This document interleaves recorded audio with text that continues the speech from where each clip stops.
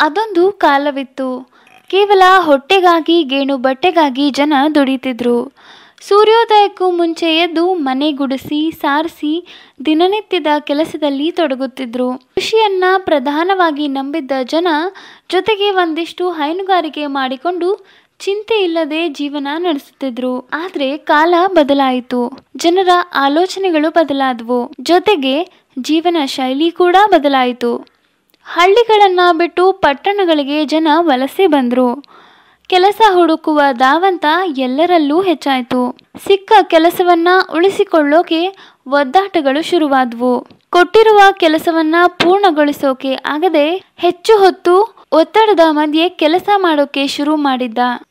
ಊಟ ನಿದ್ದೆಗಳಿಲ್ಲದೆ ದೇಹವನ್ನ ಬಳಲಿಸಿದ.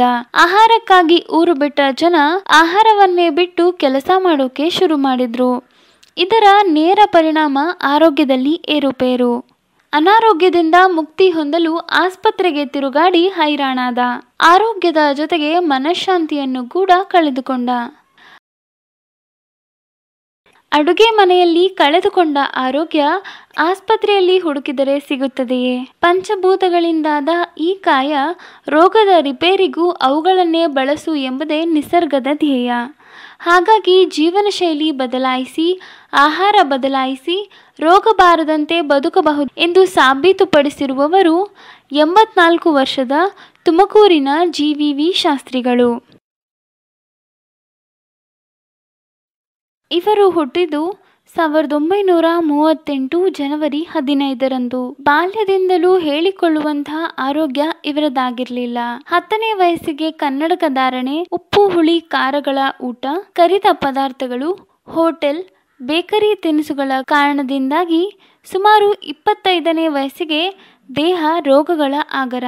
ಇದರಿಂದ ಸಾಕಷ್ಟು ಬೇರೆ ರೀತಿಯ ವೈದ್ಯ ಪದ್ಧತಿಗಳಲ್ಲಿ ಪರಿಹಾರವನ್ನ ಹುಡುಕಿ ಸೋತು ರೋಗ ಉಲ್ಬಣವಾದ ನಂತರ ಪ್ರಜ್ಞಾಪೂರ್ವಕವಾಗಿ 1970ರಲ್ಲಿ ಕೊನೆಗೆ ಪ್ರಕೃತಿ ಮಾತೆಗೆ ಶರಣಾಗಿ ಜೀವನ ಶೈಲಿಯಲ್ಲಿ ಬದಲಾವಣೆಯನ್ನ ಮಾಡಿಕೊಂಡರು. ಇಷ್ಟೇ ಅಲ್ಲದೆ ಇವರು ಟೆಲಿಕಾಂ ಇಲಾಖೆಯಲ್ಲಿ ತಮ್ಮ ಸೇವೆಯನ್ನ ಸಹ ಸಲ್ಲಿಸಿದ್ದಾರೆ. ಜೀವನ ರೀತಿಯಲ್ಲಿ ತೀವ್ರ ಬದಲಾವಣೆಯನ್ನ ತಂದು ಪ್ರಾಕೃತಿಕ ಆಹಾರ ಪದ್ಧತಿ, ನಿಯಮಿತ ವ್ಯಾಯಾಮ ಮತ್ತು ವ್ಯವಹಾರ, ನೈಸರ್ಗಿಕ ಜೀವನ ರೀತಿಯನ್ನ ಸುಮಾರು 50 ವರ್ಷಗಳ ಹಿಂದೆಯೇ ಆರಂಭಿಸಿ ಮೊದಲಿಗೆ ಪ್ರತಿ ಅನ್ವೇಷಣೆಯನ್ನ ಸ್ವತಃ ತಮ್ಮ ಮೇಲೆಯೇ ಪ್ರಯೋಗ ನಡೆಸಿಕೊಂಡು ನಿಧಾನಗತಿಯಲ್ಲಿ ಅದರ ಒಳ್ಳೆಯ ಪರಿಣಾಮಗಳನ್ನು ಮನಗಂಡು ಅವರ ಕುಟುಂಬದವರಿಗೆ ಅಳವಡಿಸಿಕೊಳ್ಳುವಂತೆ ಮಾಡಿದರು. 30ನೇ ವಯಸ್ಸಲ್ಲಿದ್ದಾಗ ಒಂದು ಹೊಟ್ಟೆಯಲ್ಲಿ ಹುಣ್ಣು ಆಗ್ಬಿಡ್ತು. ಅದಕ್ಕೋಸ್ಕರ ನಾನು ಎಲ್ಲ ವೈದ್ಯ ಪದ್ಧತಿಗಳಿಗೂ ಹೋದೆ. ವೈದ್ಯ ಪದ್ಧತಿಗಳು ಔಷಧ ಕೊಟ್ಟರು. ನಾನು ಕೇಳಿದ್ರೆ ನನ್ನ ಹೊಟ್ಟೆ ನೋವು ಯಾತಕ್ಕೆ ಬಂತು ಅಂತ ಕೇಳ್ತಾನೆ. ನನ್ನ ಹೊಟ್ಟೆಲಿ ಹುಣ್ಣು ಯಾತಕ್ಕಾಯಿತು? ಅವರು ಏನೋ ತೇಲ್ಸಿಬಿಡ್ತಾಯಿದ್ರು, ಅದನ್ನು ಸರಿಯಾಗಿ ಹೇಳ್ತಾ ಇಲ್ಲ. Life style is not correct ಅನ್ನೋದು ಏನೋ ಹೇಳ್ತಾಯಿದ್ರು. ಆದರೆ ನನಗೆ ಹೇಗೆ ನನ್ನ ಲೈಫ್ ಸ್ಟೈಲ್ ಕರೆಕ್ಟ್ ಮಾಡ್ಕೊಳ್ಬೇಕು, ಯಾವ ಥರ ಕರೆಕ್ಟ್ ಮಾಡ್ಕೊಳ್ಬೇಕು ಅನ್ನೋದು ನನಗೆ ಗೊತ್ತಾಗಲಿಲ್ಲ. ಇವರ ಮಕ್ಕಳು ಮೊಮ್ಮಕ್ಕಳು ಯಾರೂ ಸಹ ಕಳೆದ 50 ವರ್ಷಗಳಿಂದ ಯಾವುದೇ ರೀತಿಯ ಔಷಧಗಳನ್ನು ಪಡೆಯದೆ ಆರೋಗ್ಯವಂತರಾಗಿ ಜೀವನವನ್ನ ಸಾಗಿಸುತ್ತಿದ್ದಾರೆ. ಇವರ ಮನೆಯಲ್ಲಿ ಯಾವ ಮಕ್ಕಳಿಗೂ ಸಹ ಪೋಲಿಯೋ ಲಸಿಕೆಯನ್ನ ಹಾಕಿಸದೆ ಎಲ್ಲರೂ ಆರೋಗ್ಯದಿಂದ ಇರುವುದು ಗಮನಾರ್ಹ. ಈ ಜೀವನ ಪದ್ಧತಿಯಿಂದ ಇವರ ಇಡೀ ಕುಟುಂಬ ರೋಗರಹಿತವಾಗಿದೆ.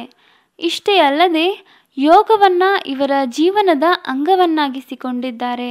ಇವರ ಈ ಎಲ್ಲ ಕಾರ್ಯಗಳಿಗೆ ಮೊದಲು ಸ್ಫೂರ್ತಿಯಾಗಿದ್ದು ಇವರ ತಾಯಿ ಶಂಕರಮ್ಮನವರಿಂದ. ಇವರು ಚಿಕ್ಕ ವಯಸ್ಸಿನಲ್ಲಿಯೇ ಪೋಷಕರಿಂದ ಮಾನವೀಯತೆಯ ಪಾಠ ಕಲಿತು ಅನ್ವೇಷಣೆಗಳಿಗೆ ಒಳಗಾಗಿ ಆರೋಗ್ಯವನ್ನ ಕಾಪಾಡಿಕೊಂಡು ಬಂದಿದ್ದಾರೆ. ದಿನದಲ್ಲಿ ಕನಿಷ್ಠ 3 ರಿಂದ 4 ಗಂಟೆಗಳ ಕಾಲ ಯೋಗಾಭ್ಯಾಸವನ್ನ ಮಾಡುತ್ತಾರೆ. ಸುತ್ತಮುತ್ತಲಿನ ಜನರಿಗೆ ಉಚಿತವಾಗಿ ಯೋಗದ ವಿಧಿಯನ್ನ ದಾರಿ ಎರೆಯುತ್ತಿದ್ದಾರೆ. ಇದರ ಮುಖ್ಯ ಉದ್ದೇಶ ಪ್ರತಿಯೊಬ್ಬ ಮನುಷ್ಯನೂ ಸಹ ಆರೋಗ್ಯದಿಂದ ಕೂಡಿರಬೇಕು ಹಾಗೂ ಒಬ್ಬ ಮನುಷ್ಯ ಇನ್ನೊಂದು ಜೀವಿಗೆ ಆಸರೆಯಾಗಬೇಕು ಎಂಬುದೇ ಆಗಿದೆ.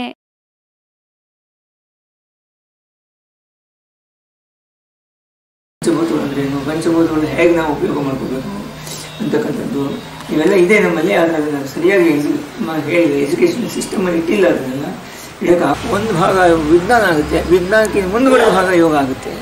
ಅದರಿಂದ ವೈಜ್ಞಾನಿಕವಾಗಿ ನಾವು ಮಾಡಿದರೆ ಇವತ್ತು ಯೋಗವನ್ನು ಸಹ ವಿಜ್ಞಾನ ಅಂತ ಅರ್ಥ ಮಾಡ್ಕೊಂಡಿದ್ದಾರೆ.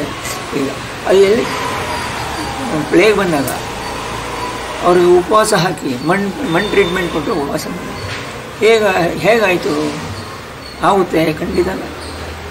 ಈಗ ಏನಾಗಿದೆ ಅಂದರೆ ನಮಗೆ ಕರೋನಾ ಬಂದಿದೆ, ಬಟ್ ಅದನ್ನು ಗಾಂಧೀಜಿ ಮೆಥಡನ್ನು ಟ್ರೀಟ್ ಮಾಡೋಕ್ಕೆ ನಮಗೆ ಅರ್ಥ ಆಗಿಲ್ಲ, ಬೇಕಿಲ್ಲ. ಕಂಡಿದ್ದನ್ನೆಲ್ಲ ತನಗೇ ಬೇಕು ಎನ್ನುವ ಈ ಯುಗದಲ್ಲಿ ಕೇವಲ 3 ಜೊತೆ ಬಟ್ಟೆಗಳನ್ನ ಇಟ್ಟುಕೊಂಡು ಬದುಕುತ್ತಿರುವುದು ಇವರ ಆರೋಗ್ಯದ ಮತ್ತೊಂದು ಗುಟ್ಟು. ಇವರ ದಿನಚರಿ ಶುರುವಾಗುವುದೇ ಸೂರ್ಯೋದಯಕ್ಕೂ ಮುಂಚೆ, ಅಂದರೆ ಸುಮಾರು ಮುಂಜಾನೆ 3:30ಕ್ಕೆ. ಬೆಳಗ್ಗೆ ಎದ್ದ ನಂತರ ತಣ್ಣೀರಿನ ಸ್ನಾನ, ನಂತರ ಅಭ್ಯಂಜನ, ಕಡಿಮೆ ಎಂದರೆ 1 ಗಂಟೆಗಳ ಯೋಗಾಭ್ಯಾಸ, ನಂತರ ತರಕಾರಿ ರಸ ಸೇವನೆ. ಇಳಿ ವಯಸ್ಸಿನಲ್ಲೂ ತಮ್ಮ ಕೆಲಸವನ್ನೆಲ್ಲ ತಾವೇ ಮಾಡಿಕೊಳ್ಳುವ ಸರಳತೆ. ಮುಖ್ಯವಾಗಿ ದಿನಕ್ಕೆ 3 ಬಾರಿ ಸ್ನಾನ ಮಾಡುತ್ತಾರೆ. ಮಧ್ಯಾಹ್ನ ಹಣ್ಣಿನ ರಸ, ಬೇಯಿಸಿದ ತರಕಾರಿ, ನಂತರ ತಮ್ಮ ಜ್ಞಾನ ಹಾಗೂ ಅನುಭವಗಳನ್ನ ಹಾಳೆಯ ಮೇಲೆ ಮೂಡಿಸುವ ಕಾರ್ಯ ನಡೆಯುತ್ತದೆ. ಸಂಜೆ ಕನಿಷ್ಠ 2 ತಾಸು ಯೋಗಾಭ್ಯಾಸ, ರಾತ್ರಿ ಸ್ವಲ್ಪ ಹಣ್ಣು. ಇದು ಇವರ ಆರೋಗ್ಯ ಸೂತ್ರ. ಮಾನವ ಅಥವಾ ಯಾವುದೇ ಜೀವಿ ತನ್ನ ಬದುಕಿನ ಪ್ರತಿ ದಿನದಲ್ಲೂ ಪ್ರಕೃತಿಗೆ ಮರುಕೊಡುಗೆಯನ್ನ ನೀಡಬೇಕು ಎಂಬುದು ಇವರ ತತ್ವ. ಪಂಚಭೂತಗಳಿಂದಾದ ದೇಹಕ್ಕೆ ಪಂಚಭೂತಗಳಲ್ಲೇ ಚಿಕಿತ್ಸೆ ಹುಡುಕುವುದು ಅಥವಾ ದೇಹದಲ್ಲಿ ನೈಸರ್ಗಿಕವಾಗಿ ರೋಗ ನಿರೋಧಕ ಶಕ್ತಿಯನ್ನ ಹೆಚ್ಚಿಸುವುದೇ ಇವರ ಮುಖ್ಯ ಅನ್ವೇಷಣೆ. ಸೂರ್ಯನ ಬೆಳಕಿಗೆ ಮೈಯೊಡ್ಡಿ ಬೆಳಕಿನಿಂದ ದೇಹಕ್ಕೆ ಬೇಕಾದ ವಿಟಮಿನ್ ಅನ್ನ ಪಡೆಯುವುದು, ದಿನಕ್ಕೆ 3 ಬಾರಿ ಟಬ್ ಬಾತ್ ಅಥವಾ ವೆಟ್ ಪ್ಯಾಕ್ಗಳ ಮೂಲಕ ದೇಹದ ಕಲ್ಮಶವನ್ನ ಹೊರಹಾಕುವುದು, ಗಾಯ ಇತರೆ ಯಾವುದೇ ಬಾಹ್ಯ ಅಥವಾ ಆಂತರಿಕ ನೋವುಗಳಿಗೆ ಜೇಡಿ ಮಣ್ಣಿನ ತೇವಭರಿತ ಪಟ್ಟಿ ಹಾಕುವುದು, ಹಸಿರು ಎಲೆಗಳ ರಸ, ಆಮ್ಲಜನಕ ಹೇರಳವಾಗಿರುವ ಆಹಾರ ಇವರ ಪ್ರಮುಖ ಔಷಧಿಗಳು. ಹೀಗೆ ತಮ್ಮ ಜೀವನದ ಪ್ರತಿ ಹಂತದಲ್ಲೂ ಪಂಚಭೂತಗಳನ್ನೇ ಇವರು ಅವಲಂಬಿಸಿದ್ದಾರೆ. ಬದಲಾದ ಜೀವನ ಶೈಲಿ, ಯೋಗಾಭ್ಯಾಸ, ಸಕಾರಾತ್ಮಕ ಯೋಚನೆ, ಎಲ್ಲಾ ಜೀವಿಗಳಿಗೆ ಪ್ರೀತಿ ಹಾಗೂ ಪ್ರಕೃತಿಯ ಮೇಲಿರುವ ಅಪಾರ ನಂಬಿಕೆಯಿಂದಾಗಿ ಬದಲಾದ ಇವರ ದೈಹಿಕ ಹಾಗೂ ಮಾನಸಿಕ ವ್ಯತ್ಯಾಸವು ನೋಡುಗರ ಗಮನವನ್ನ ಸೆಳೆದು ಅವರನ್ನು ಸಹ ಇಲ್ಲಿಗೆ ಕರೆತಂದಿದೆ. ಸ್ನೇಹಿತರ ಒತ್ತಾಯದ ಮೇರೆಗೆ ತಮ್ಮದೇ ಆದ ಮಿತ್ರ ವೃಂದವನ್ನ ಕಟ್ಟಿಕೊಂಡು ಅಲ್ಲಿನ ಸ್ನೇಹಿತರಿಗೆ ಆಹಾರ ಪದ್ಧತಿಯನ್ನ ತಿಳಿ ಹೇಳಿದ್ರು. ನಂತರದ ದಿನಗಳಲ್ಲಿ ಈ ಕುಟುಂಬ ವಿಸ್ತಾರವಾಗಿ ಬೆಳೆದು ಇಂದು ತುಮಕೂರಿನಲ್ಲಿ ನಿಸರ್ಗ ಯೋಗಧಾಮವಾಗಿ ಬೆಳೆದು ನಿಂತಿದೆ. ಅಷ್ಟೇ ಅಲ್ಲದೆ ಸಾವಯವ ಕೃಷಿಗೆ ಹೆಚ್ಚು ಒತ್ತನ್ನ ನೀಡುತ್ತಾರೆ. ರಾಸಾಯನಿಕಗಳನ್ನ ಬಳಸದೆ ಬೇಸಾಯ ಮಾಡುವುದು ಇವರ ಮತ್ತೊಂದು ಗುರಿ. ಎಲ್ಲದಕ್ಕೂ ಪಂಚಭೂತಗಳಲ್ಲಿ ಪರಿಹಾರ ಕಂಡಿರುವ ಇವರು ಕೃಷಿಗೂ ಸಹ ನೈಸರ್ಗಿಕ ಪರಿಹಾರಗಳನ್ನ ಬಳಸುವ ಸಲಹೆ ನೀಡುತ್ತಾರೆ. ರಾಸಾಯನಿಕಗಳ ಬದಲು ಜೀವಾಮೃತಕ್ಕೆ ಪ್ರಾಮುಖ್ಯತೆಯನ್ನ ನೀಡಿ ಎಂದು ತಿಳಿ ಹೇಳಿದ್ದಾರೆ. ಇದರಿಂದ ಪ್ರಭಾವಿತರಾದ ಅದೆಷ್ಟೋ ರೈತರು ಲಾಭವನ್ನ ಸಹ ಕಂಡಿದ್ದು ಸರ್ಕಾರದಿಂದ ಗೌರವಕ್ಕೂ ಪಾತ್ರರಾಗಿದ್ದಾರೆ.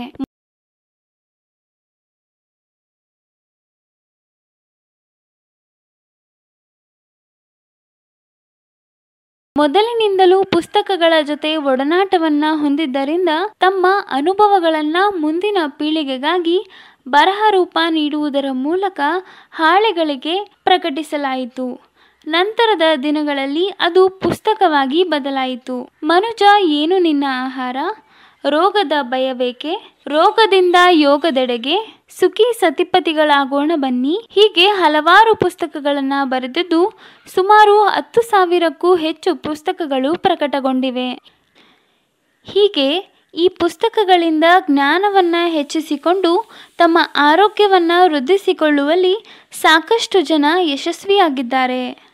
ಇಳಿ ವಯಸ್ಸಿನಲ್ಲೂ ಯುವಕರನ್ನ ನಾಚಿಸುವಂತೆ ಬದುಕುತ್ತಿರುವ ಇವರ ಸರಳ ಜೀವನ ಎಲ್ಲರಿಗೂ ಸ್ಫೂರ್ತಿ.